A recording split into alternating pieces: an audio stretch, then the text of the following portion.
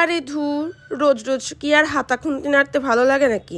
তার উপরে যদি হয় আমার মতো রান্নায় লবণলঙ্কা, তার জন্য আমি না রুটির সাথে প্রায়ই এই পদটা বানিয়ে ফেলি। এত কম সময়ে রান্নাটা হয়ে যায় আর এত টেস্টি হয় কি বলবো তোমাদের। চলো আজ তোমাদের সাথেও শেয়ার করি। ফার্স্টেই পনির নিয়ে নিলাম।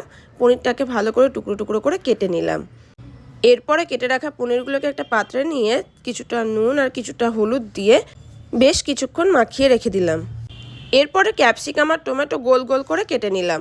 এরপরে মিক্সিং জারে কিছুটা সর্ষে, পোস্ত, কাজু বাদাম আর কাঁচা লঙ্কা আর নুন দিয়ে পেস্ট করে নিলাম।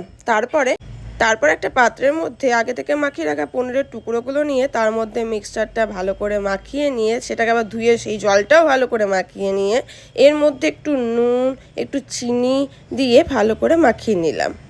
এরপরে আগে থেকে কেটে রাখা সেই টমেটো আর ক্যাপসিকাম ভালো করে সাজিয়ে নিয়ে মিক্স করে তার মধ্যে সর্ষের তেল দিয়ে দিলাম বেশ কিছুটা। ব্যাস, আমাদের রান্না তো অলমোস্ট শেষের দিকে। এরপরে গ্যাসে বসালেই ডান। বলেছিলাম না খুব ইজি।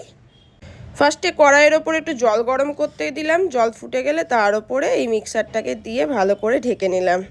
10 মিনিট বসিয়ে রেখেছিলাম, ব্যাস রান্না হয়ে গেছে। তৈরি হয়ে গেল আমাদের পনির ভাপা। এটা সম্পূর্ণ নিরামিষ পদ, তোমরা নিরামিষের দিনও গরম গরম রুটির সাথে খেতে পারো। আমরা তো প্রায়ই খাই। চলো আবার রাতে দেখা হচ্ছে, টাটা।